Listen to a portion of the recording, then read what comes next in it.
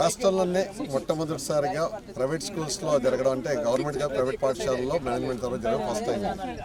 దీంట్లో రాష్ట్ర వ్యాప్తంగా 11,000 పాఠశాలలు ఉన్నాయి. ఇందులో రంగారెడ్డి జిల్లానే అత్యధికంగా ఉన్న పాఠశాల. దాంట్లో 700 స్కూల్ మెంబర్షిప్ మా దగ్గర ఉంది. ఈ 700 మందిలో 14 మండలాలు, 14 మండలం నుంచి ఇప్పుడు 13 మండలాలు పార్టిసిపేట్ చేస్తున్నాయి మాతో.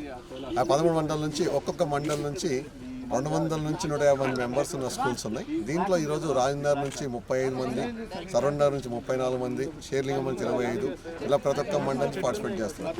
అంటే ఏజ్తో ప్రమేయం లేదు. ఇక్కడ మ్యాక్సిమం 30 సంవత్సరాల నుంచి ఉన్న కరెస్పాండెంట్స్, 70 సంవత్సరాల ఉన్న కరెస్పాండెంట్ అందరూ కూడా ఆడతారు. యాక్టివ్గా వాళ్ళని ఎంకరేజ్ చేయడమే లక్ష్యం. అంటే పిల్లల్ని స్పోర్టివ్గా తీసుకొని అంటే ఫిజికల్గా, మెంటల్లీ ఒక ఫిట్నెస్ చేయాలనే ఉద్దేశంతోనే ఈరోజు ఒక మెంటల్ రిలీఫ్ కావాలనే ఉద్దేశంతో చేశారు. కరోనా తర్వాత ఒక యాక్టివ్ మూవ్మెంట్ రావడం జరుగుతుంది. అంటే మార్నింగ్ టు ఈవినింగ్ అన్ని రకాలు చేసుకుంటే ఇది రాష్ట్ర వ్యాప్తంగా ఒక రికగ్నిషన్ అన్ని పాఠశాలలో రావాలి. పిల్లల్ని స్పోర్ట్స్ మళ్లించాలి, కరెస్పాండెన్స్ మారాలనే ఉద్దేశం ఉంది. దీంట్లో వాలీబాల్, హ్యాండ్బాల్, త్రోబాల్, టెన్నిస్ ఇవన్నీ ఆడించుకుంటూ టీచర్స్తో ఆడించడం. నెక్స్ట్ మహిళా సభ్యుల కరెస్పాండెంట్స్ కూడా నెక్స్ట్ ఆలోచనలో ఉంది.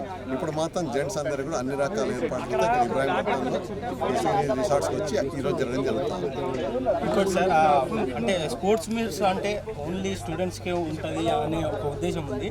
అంటే అంటే కరెస్పాండెంట్లకు కూడా పెట్టాలనే ఆలోచన మీకు ఎందుకు వచ్చింది? సార్, ఇవి రాసిపడినటువంటి గేమ్స్ ఇంటర్నేషనల్ వైడ్ జరుగుతున్నలో మాకు అవగాహన జరుగుతూనే పిల్లలకు ఉత్సాహం వస్తుంది. మాకు లేనప్పుడు జరగదు. కొంత పిల్లలకు కల్పించడమే సంకల్పం. ఇక్కడ కొన్ని స్కూళ్ళల్లో గేమ్స్ లేవు. సిటీకి వచ్చిన తర్వాత అదే ఇబ్రాహీంపట్నం రూరల్లోకి వెళ్తే గేమ్స్ పిల్లలకి యాక్టివ్గా ఉంది. సిటీలో అదే షేర్లింగంపల్లి కానీ సరౌండర్ మొత్తం ఎంటైర్ సిటీ అది. సిటీలో స్థలం కొనాలంటే షేర్లింగంపల్లికి వెళ్తే ఒక గజం 2 లక్షల నుంచి 3 లక్షల రూపాయలు. ఆ బిల్డింగ్ కట్టడానికి రెండుకి సరిపోయిన పరిస్థితులలో ప్రభుత్వంతో అడిగేది ఒకటే, ఉన్నటువంటి స్థలాల్లో కానీ స్పోర్ట్స్ కాంప్లెక్స్లలో పిల్లలకి యాక్టివ్గా ప్రేరేపిస్తే మా కరెస్పాండెంట్ నేర్చుకుని పిల్లల్ని ఆర్టిగా స్పోర్ట్స్లో తీసుకెళ్ళి రన్నించేట్టుగా దేశానికి మంచి స్పోర్ట్స్ అందించే లక్ష్యంతోనే మా వాళ్ళకి ఒక అవగాహన కల్పించడానికి కోసం చేస్తుంది.